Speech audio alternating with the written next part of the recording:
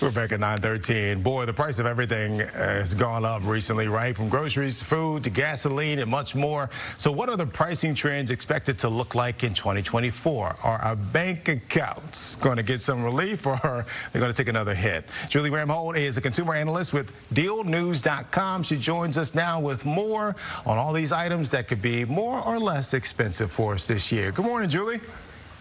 Good morning. Thank you for having me. Thanks for being here. Let's rip that Band-Aid right off. Which items will be more expensive this year?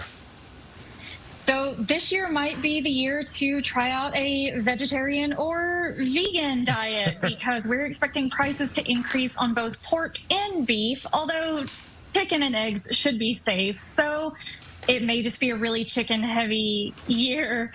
Pork is going up because of California Proposition 12 going into effect, which affects farmers and the space they have for the pigs to live in, basically. They're having to expand that. So it's going to take some time for everyone to get in compliance. Beef is just because we have a smaller population, as well as the fact that they're harvesting fewer animals for meat, so we're expecting prices on that to go up too. And postal stamps are already jumping in price by 2 cents compared to what they were last year.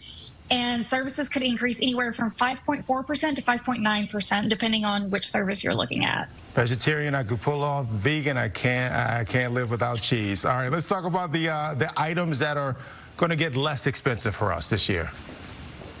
So the good news is travel might be something that you really want to embrace this year. We're expecting domestic travel to be cheaper, especially when it comes to things like flights. Those are expected to be down 16%, hotel rates 9%, car rentals by 14%, but also some international destinations are expected to be cheaper, such as London and Paris, as well as Bora Bora and Santorini. So there's definitely some travel options out there. If you've been holding off for the past couple of years because of the pandemic and then the higher prices, this might be the year you can finally take that trip you've been dreaming of.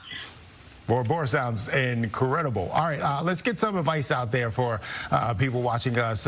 What are your best tips for people looking to save money this year? I would say embrace generics when you can, especially when you're grocery shopping. That can end up saving you a lot more than you might think, but also use cashback apps and extensions if you're shopping online or in store, because that can really add up over time as well. And then on top of that, just consider implementing that cooling off period. It's kind of a pain, but the truth is that it can help you save on purchases that you really don't need. So if you don't need something, if it's strictly unnecessary and it's just something you want, try to implement that cooling off period, whether it's 24 hours, 48 hours, a week, depending on how expensive something is. But at the same time, don't be afraid to treat yourself. Those little small things can definitely put a spring in your step, and it will help you prevent overspending in general later on. Absolutely. Treat yourself. Julie, thanks so much for being with us this morning, and thanks for that fantastic advice.